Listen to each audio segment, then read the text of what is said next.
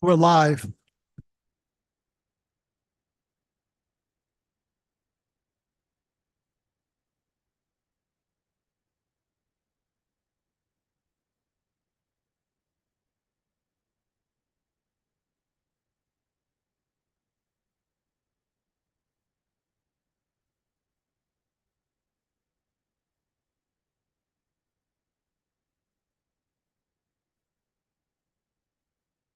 No, I don't think they heard the second live. We're live.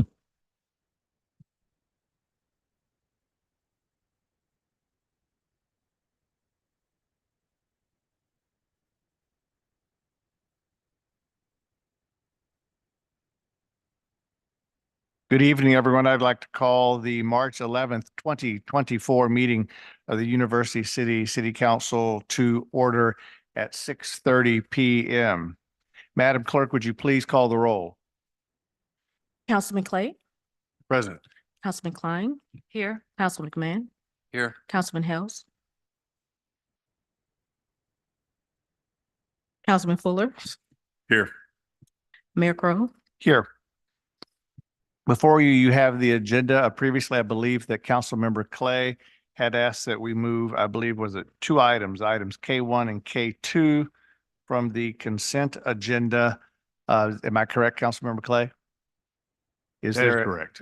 So there's a motion on the floor to move items K1 and K2 to the city manager's report. Is there a second for that motion? Seconded by Ms. Klein. Is there discussion? Hearing none, all those in favor, please signify by saying aye. Opposed? The ayes have it. You now have before you an amendment to the agenda. Is there a motion to approve the agenda as amended? Motion made by Mr. McMahon. Is there a second? Seconded by Mr. Fuller. Is there discussion? Hearing none, all those in favor, please signify by saying aye. Opposed? The ayes have it. You have before you the meeting of the study session minutes of February 26, 2024. Is there a motion to approve?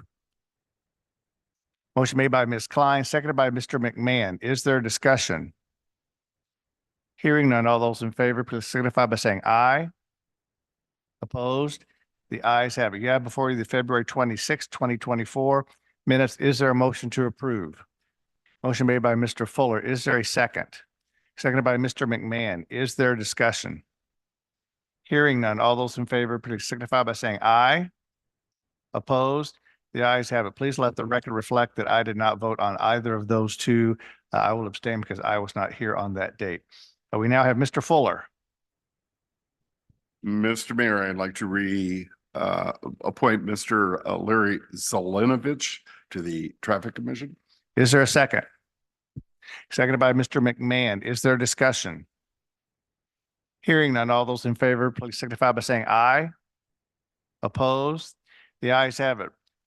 Please note that Grace Fitter was sworn into the Arts and Letters Commission on March 5th in the clerk's office. We will now move to our first section of citizen participation, which is limited to 15 minutes. If anyone would like to sign up to speak on an agenda or a non-agenda item, there are sign-in sheets over by the door.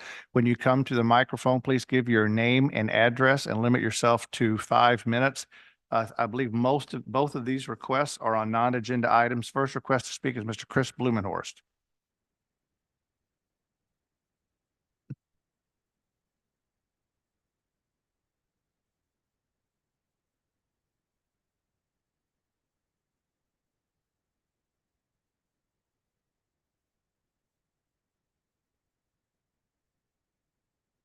No, Chris, would you hit the bottom? It'll turn on green. Do I have to do this the whole time? Nope, just you're good. Just now. once. All right. Thank you very much. My name is Chris Blumenhorst. I'm from the First Ward, 6615 Waterman Avenue. And to my left is Diane Davenport, 784 Yale Avenue with the Suttermeyer House Board. good evening, everybody. Mayor, city manager, council members of our dear University City community. My name again is Chris Blumenhorst. I am the president of the board of directors for the Suttermeyer Farmhouse. And in the audience, I just want to acknowledge a few of our other board members who are here. Bob and Bill Myers back there, Pat and Bridget McCauley. I am the chair again, and I'm here with all these members. to talk about our community. What is our community? Our community of University City has a history, a legacy of you people who came and settled in University City. At 6826 Chamberlain Court Avenue, the first home that still exists was built in 1873. The legacy of this home is that it is the oldest in our community. The history of the home needs to be known and cherished by all in our community. The society has continued, that is the Sutter-Meyer Society, has continued to maintain this home and welcome visitors for the past 15 years. We have open houses, we have school tours, we have celebrations, and we also are part of a larger organization called Historic St. Louis that represents 35 historical sites in St. Louis community and the surrounding area. Our board is working hard on making that our students in our community know about our landmark historic site, the Sutter-Meyer Farmhouse. Through curriculum and tours, providing the school visits with appropriate activities, these students are exposed with a diverse we're exposed to a diverse history of University City in a meaningful way. In fact, in early May, we have the Persian kindergarten teachers and students touring the house. And Diane's leading, if you don't know Diane, a great music educator, is leading the music portion of that tour. The Sutter-Meyer home is a landmark that needs to be supported by our citizens. And with the city's assistance, we can make this landmark more meaningful throughout the community. It is our first house in this community, and all communities generally have a first house. It's meaningful, it's important, and it should continue to strive to be part of our community. Thank you for your time. I'm not asking for anything at this point. Thank you. And thank you for listening. We're very proud of the Proudmire Sutter House. So come and visit. Thank you. Thank you very much. And Madam Clerk, please let the record reflect that Mr. Smotherson is here. We're glad to have him now with us. Our second request to speak this evening is Gerald Tiers.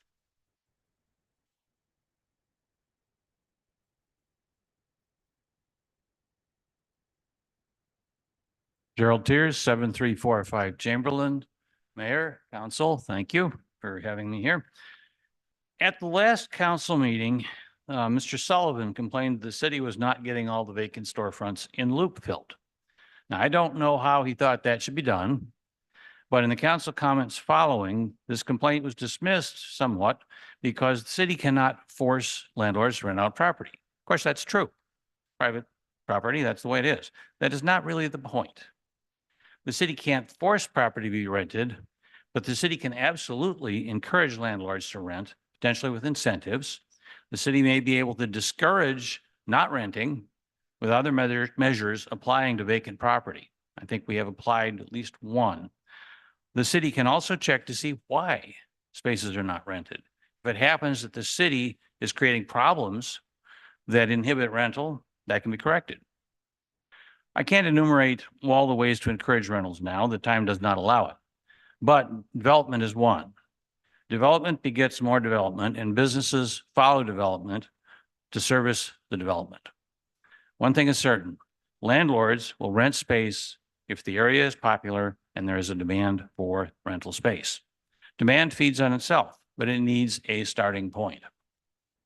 For instance, the new apartment building that I understand is going up is one potential driver of Loop business. Well, I don't think it will work as well as it might. It's very unfortunate that it has a drive-in and drive-out design, so it may not really generate much foot traffic. But it brings a lot of potential customers to Delmar and right in the area. The hotel that was proposed a couple of years ago would possibly be a better stimulus if it has not been abandoned. I haven't heard anything about it for a while. Hotel guests are natural customers for nearby restaurants at least. Of course, the area needs to be perceived as safe. U-City has the reputation of being where you go to get shot. That's very unfair.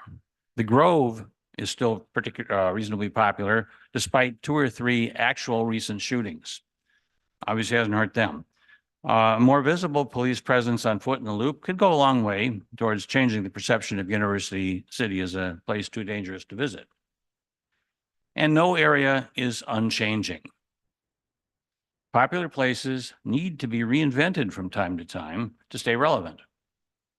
You said he was very lucky to have Joe Edwards to do the reinventing for us in the 1970s when Delmar was mostly boarded up with plywood. Now it is your turn to reinvent the U-City Loop. There are many ways other than force to stimulate rentals and full storefronts. Other area municipalities have done it. You could talk to them for ideas. The U-City Loop is the signature business district of the city. Does the city of University City care enough to make the loop a priority and put some serious time and work into rejuvenating it? Thank you. Thank you very much. That concludes all requests to speak for this section of the agenda. We'll now move forward. Are there any council comments at this juncture? Hearing none, we will move forward with the consent agenda. You have two items on the consent agenda. They are items K3 and K4, fund transfer and Millar Park baseball field improvements. Is there a motion to approve the consent agenda? Motion made by Mr. McMahon, seconded by Mr. Fuller. Is there discussion? Hearing none, all those in favor, please signify by saying aye. Opposed? The ayes have it. Mr. Rose. Honorable Mayor and council members, this next item, item K1, which has been moved upon the city manager's report, asks that you consider using Stifel as the underwriter by providing a letter of engagement for potential issuance of certificates of participation. I have today with me our finance director, Keith Cole, and would ask him to present this item. Mr. Cole.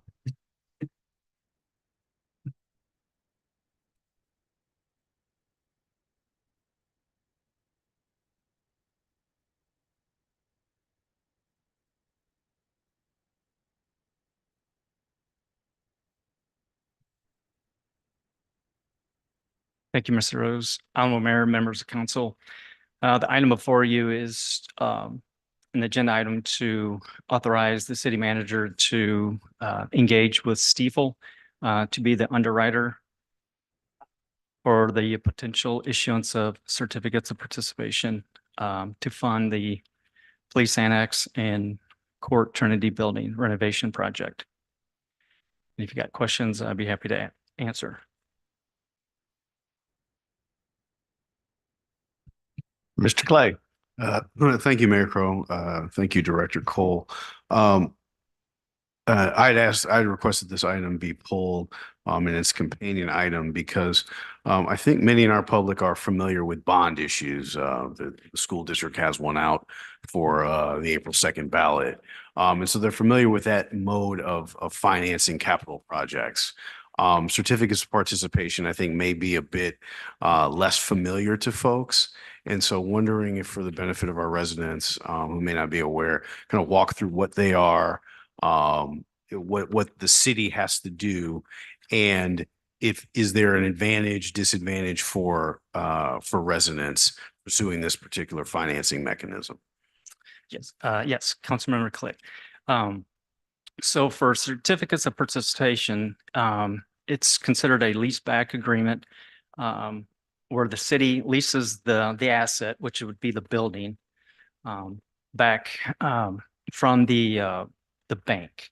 And then, so currently, then the bank will hold the title to the building, to the asset, until the final payment is made.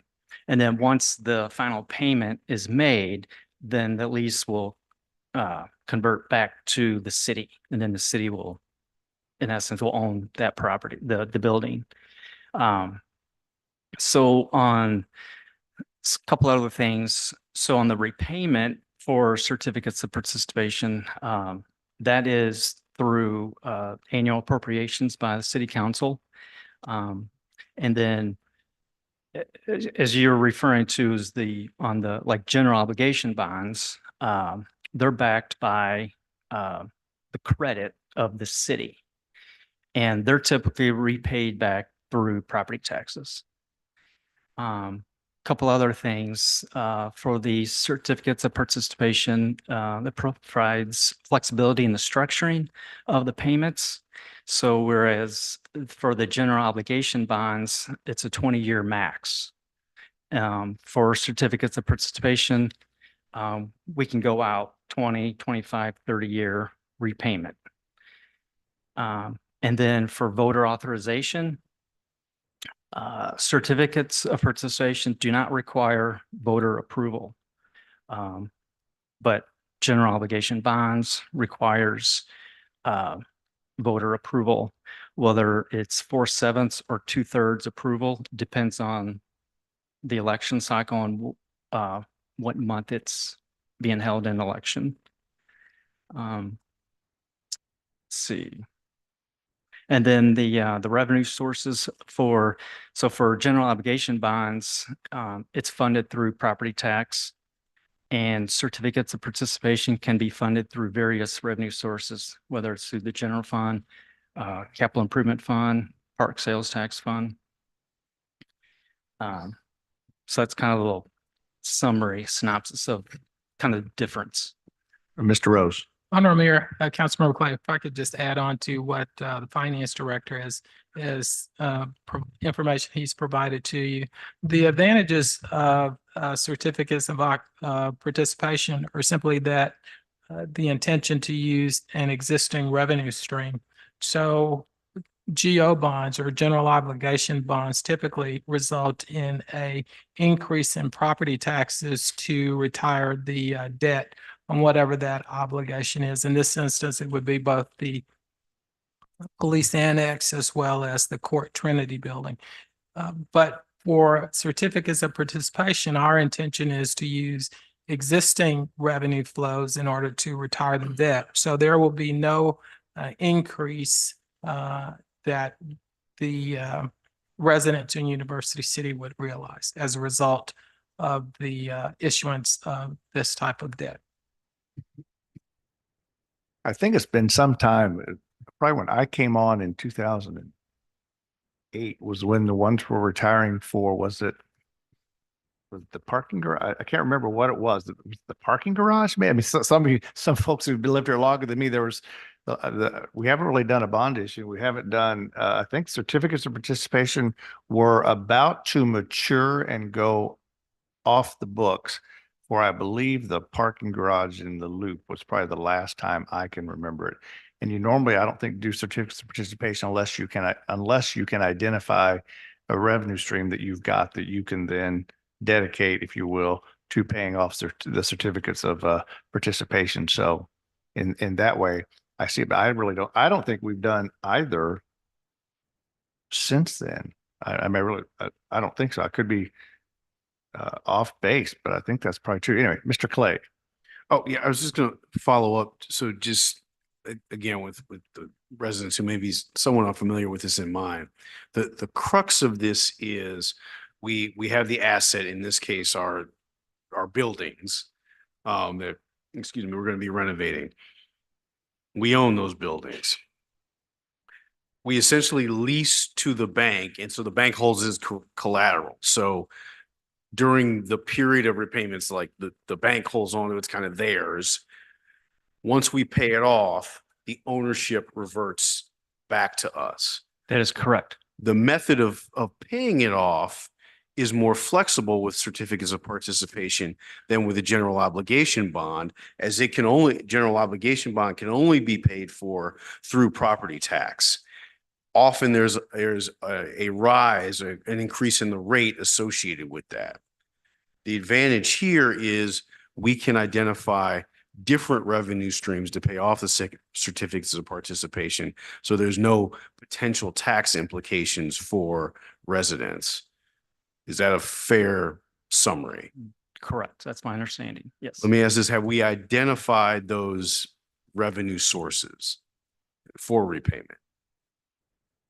I think we're looking at possibly capital improvement, sales tax fund, and the public safety sales tax fund.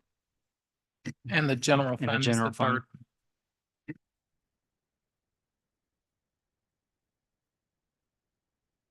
third. Mr. Smotherson. I'm sorry, could you repeat that again? It's, The general fund? no, what I mean is the sources. Yeah. And one is general funds, and did you also mention parks?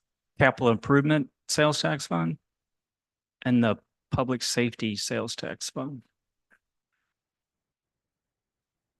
So parks funds is not included as as a resource. Honorable Mayor Pro Tem Smotherson, as of today, it's not included. That's something that I will share with you that I intend to explore with our city attorney, whether park funds can be used because police are required to secure the parks. And so should parks participate in the facility? But that will be a policy decision that ultimately the council will make. I want to make sure first that we have the authority to, you as a council have the authority to use park funds for that. But at this point, it's simply those three revenue sources being general fund, capital, and the police public safety tax. Mr. Smotherson. Well, very quickly, just to ask, so with the TIF financing and in one of the sources that we're going to be receiving the TIF funding from goes to pool tax, and pool tax goes to general funds. Is that correct? Mayor Pro Tem Smotherson, that is correct. And so would we by chance be using TIF money in reference to paying this at all? No, it's the general fund that's being used. We're not isolating it to just the revenues that we receive from a TIF. Since we've not used this in a while, this may be a loaded question, but I assume the rates are relatively similar between the certificates of participation and general obligation bonds. It's got to be in the ballpark. But, or if you could get back to me on that with Stifel, because I assume that rates continue to fluctuate and stay higher than any of us would really like at this time, unless you're a bond holder. But am I correct? Correct. Yeah, but I can get back with you. Okay.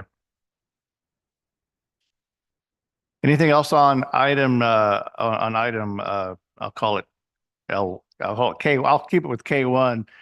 But anything else for Mr. Cole on this item? Hearing nothing, we'll move now to Mr. Requires a action by the city council. Okay. The underwriting engagement letter requires action. Okay. Is there a motion to authorize the city manager to engage the underwriting engagement letter with Stifel? Motion made by Ms. Klein, seconded by Mr. McMahon. Is there additional discussion? Hearing none. All those in favor, please signify by saying aye. Opposed? I abstain. Abstain. Mr. Smotherson abstains. With the ayes, we did the opposed. We got it all. The motion is passed. We'll now move forward to, are there additional questions on the rating study, Mr. Clay, or were they all sort of rolled together?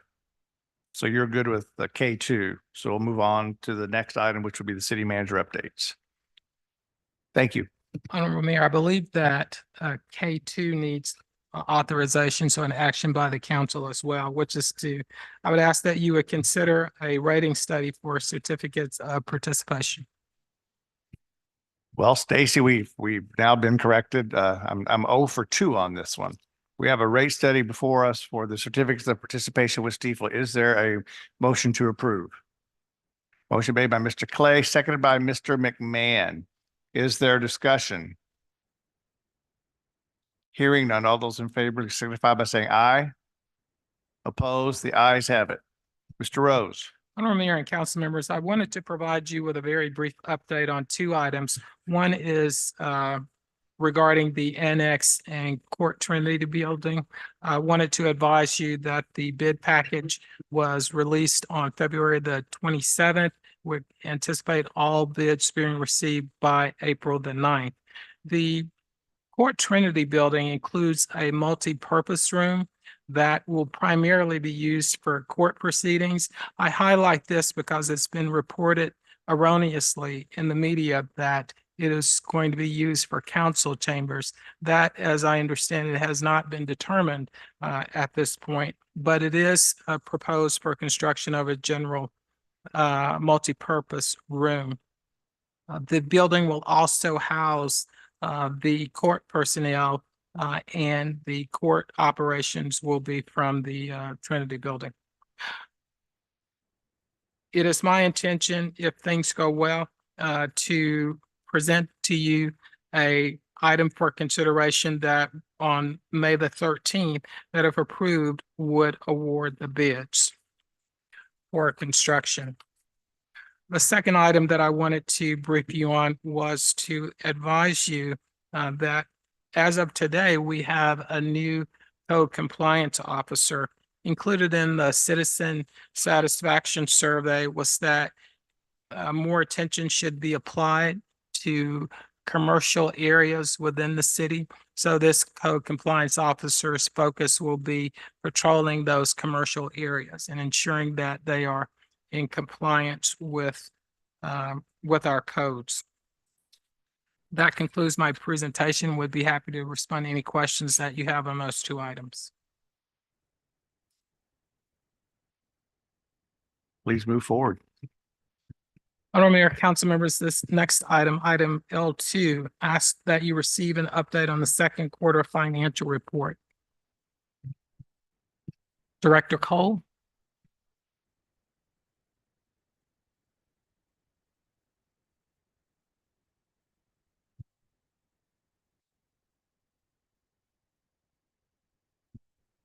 Thank you, Mr. Rose.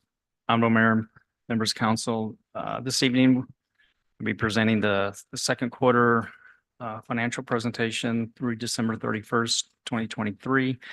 And as previously presented, I'll be going over just the top 4 major funds.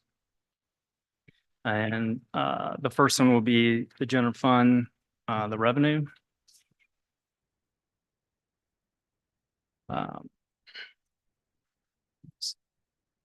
So we have the adjusted budget on the general fund revenues is 25,655,485.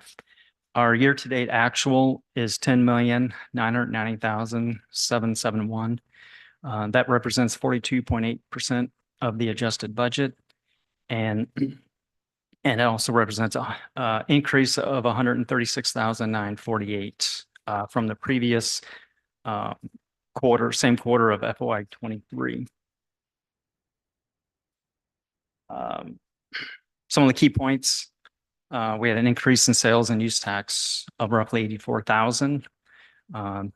Mainly an increase in the local use, St. Louis County, and the pool tax and fire sales tax. We have an increase in gross receipts tax of roughly 88,000 or 3.6%. This is mainly due from electric, natural gas that we received in November, December.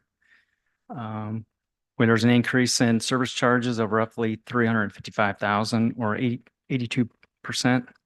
This was from collections from the ambulance billing, 286,000, and from weed and debris bills of 85,000.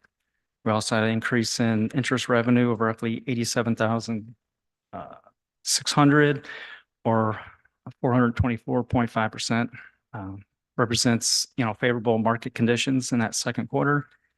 We've had an increase in municipal court and parking, roughly 58,800 or 25.4%. This was collections and parking fines. And we had an increase in other revenue of roughly 55,100 or 35.9%. And then we also had a decrease in grants of roughly 362,000. This was due to this the Safer grant in FY 23. It closed out in FY 23. And then we also had a decrease in inspection fees and permits of roughly 322,000 or 45.3%. This was a decrease in the building and zoning permits.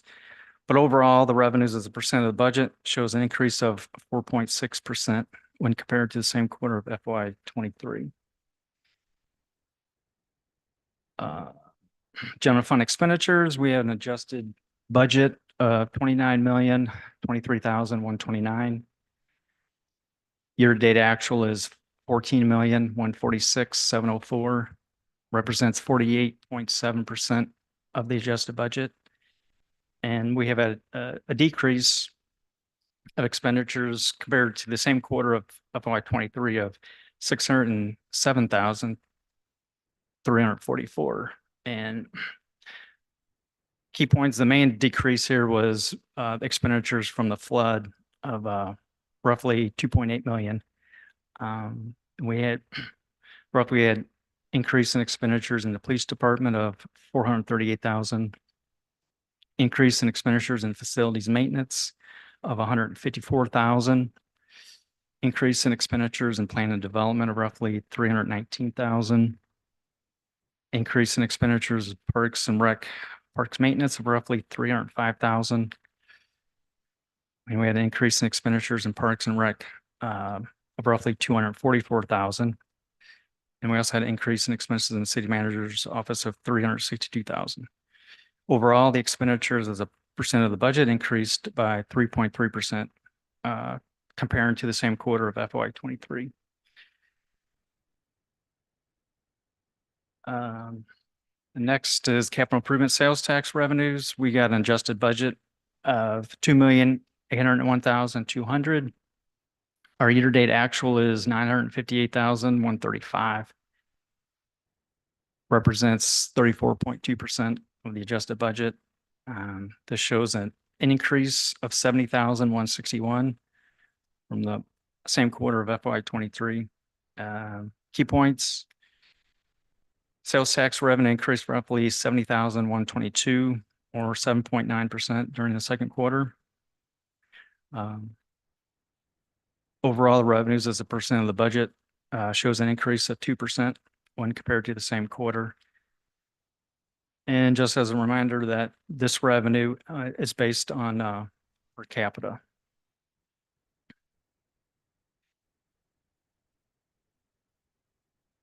Capital improvement sales tax expenditures. We have adjusted budget of 1,790,337,000. Our year-to-date actual is 2,209,294. That represents 123.4% of the budget. And we've had an increase of 2,133,264 from the previous quarter of FY 23. Let's see, an increase. The reason why the increase was in expenditures mainly from the asphalt overlay program that occurred in the second quarter of this fiscal year. And then FY 23 in the second quarter, we only spent 76,000. The overall expenditures as a percent of the budget increased by 122.2% when compared to the same quarter of FY 23.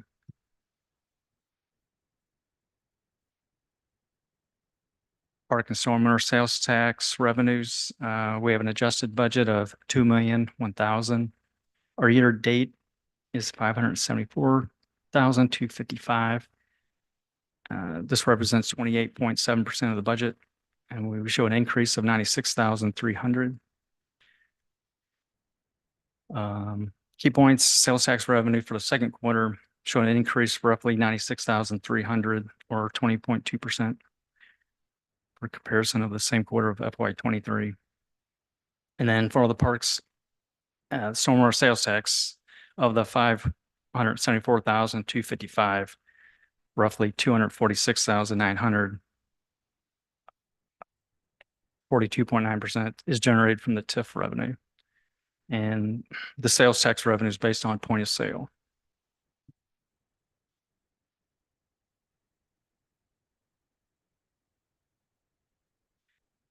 In the park stormwater sales tax expenditures, the adjusted budget is 1,561,240. The year-to-date actual is 185,575, represents 11.9% of the adjusted budget. We show a decrease of $857 compared to the same quarter of FY 23. So with that, I mean, expenditures, pretty are in line with comparison of the second quarter of FY 23. The overall, the expenditures as a percent of the budget increased by 3.6% when compared to the same quarter of FY 23. And public safety sales tax revenues, we have an adjusted budget of 2,291,000. Year-to-date actual is 770,630. This represents 33.6% of the adjusted budget. We have show an increase of 19,140 compared to the same quarter of FY23. And this shows a slight increase of roughly 2.5%. So the revenues, appear reasonable. And here the revenue is generated. It's based on per capita, like the capital improvement sales tax. And the public safety sales tax expenditures, we have an adjusted budget of 575,951. We have year-to-date actual of 266,613. Represents 46.3% of the adjusted budget. And we show an increase of 111,640. This is just mainly from purchasing 2 Dodge Charger police vehicles in this second quarter, and didn't purchase anything in the second quarter of FY23.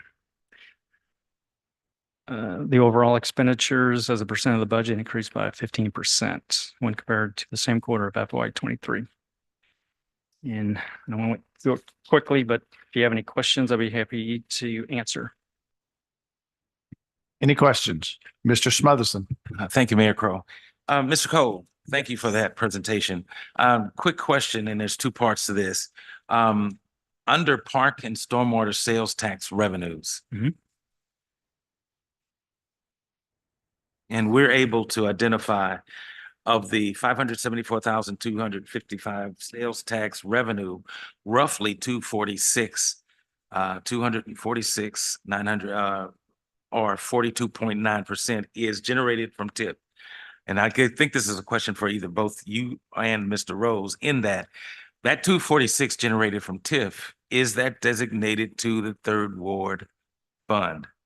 And how is that, or what part of it, or because again, the 2 revenue sources, one of the revenue sources you stated is park and stormwater, that we're going to be generating that $10 million to the Third Ward Fund. So is this part of that? And should I say that's going to be added to it at some given point in time? Yeah, Honorable Mayor Pro Tem Smotherson, I would need to review the budget. The budget reflects the allocation that is going to occur, and typically those occur at mid-fiscal year. So I need to confirm that we actually made the transfer from the various funds to the RPA 2 fund. Yes. So we can confirm that and respond back to you. Okay. All right, thank you. And the second part of the question is that the other source for raising that $10 million was supposed to be pool tax. So again, if we're able to identify the TIF in park and stormwater, why aren't we able to identify that in the general fund? And I believe that's where the pool tax goes into the general fund. So I'm just wondering why we are not able to identify that in reference to the general fund. Mayor Pro Tem, that's something we would look into. The way that it's structured in our budget is simply a transfer. And I believe those transfers have occurred. They were scheduled to occur in December of 23. I just need to confirm that.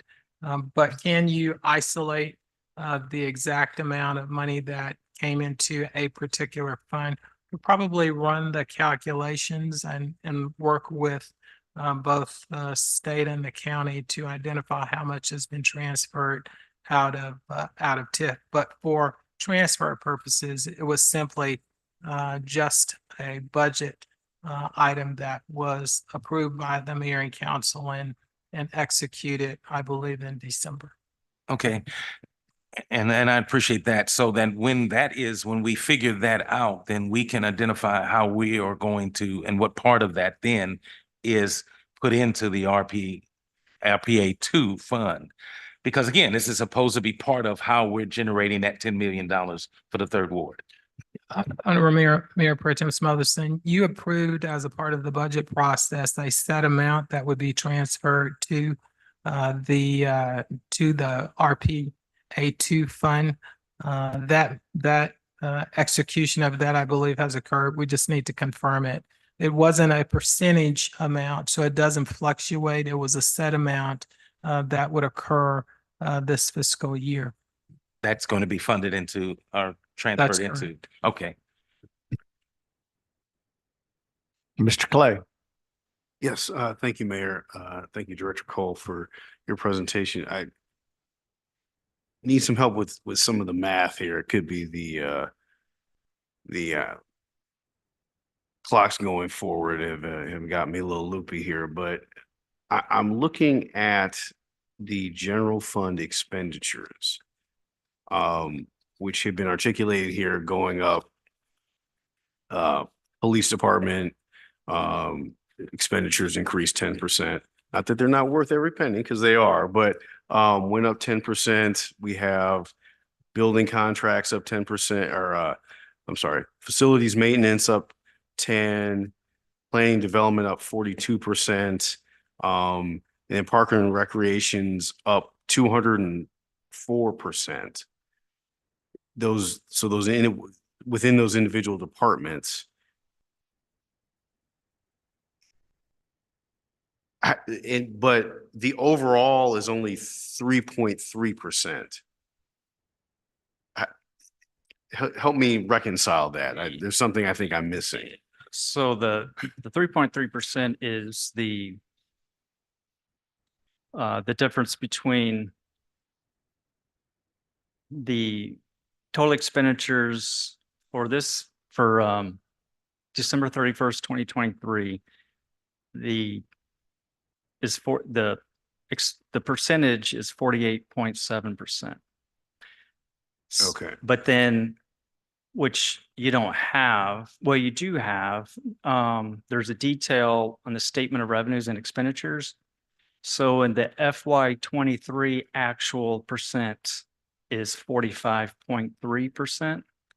So the 3.3% is the difference between what it was in fiscal year 23 to what it is now at 48.7%.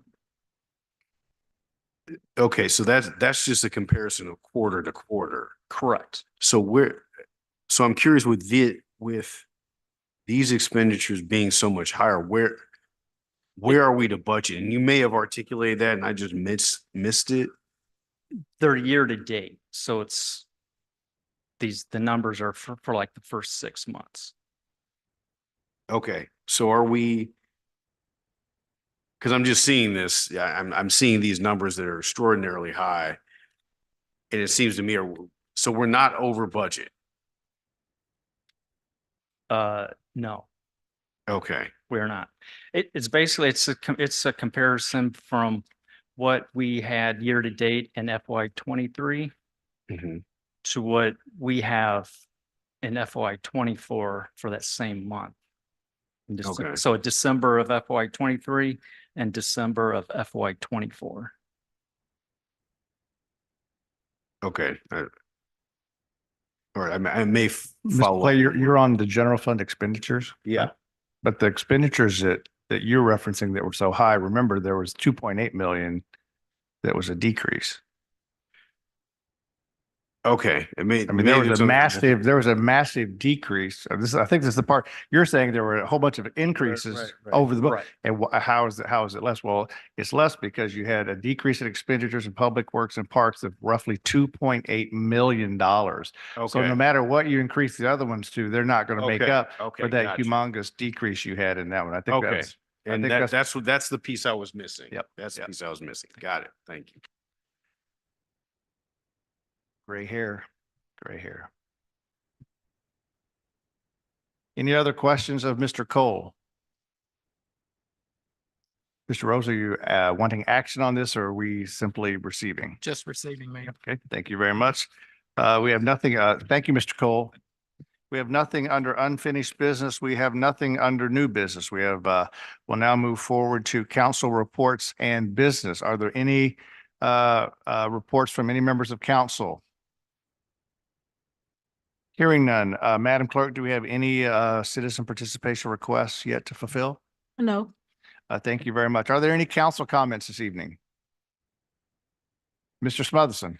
I did want to explain, thank you, Mayor Crowe. I did want to explain to everybody and the council, I did abstain from the Stiefel vote. And the reason why is because not only does my wife work for Stiefel, but my son now works for Stiefel and I have no clue where that is. So I'm staying clear of it. It's a twofer. It's a two. Any other council comments? Hearing, by the way, Madam Clerk, thank you very much for subbing tonight. We appreciate it very much while Ms. Reese is at the state clerk's meeting in Columbia. I would welcome a motion to go into closed session according to Missouri Revised Statute 610.021, legal actions, causes of action, litigation involving public governmental body and any confidential privileged communication between that governmental body or its representatives or attorney. Is there such a motion? Motion made by Mr. Fuller. Is there a second? Seconded by Mr. McMahon. Is there discussion? Hearing none. Madam Clerk, would you please call the roll? Councilman Clay, Aye. Councilman Klein, Aye. Councilman McMahon, Aye. Councilman Fuller, Aye. Councilman Smotherson, Mayor Crowe. Aye. Thank you very much for joining us.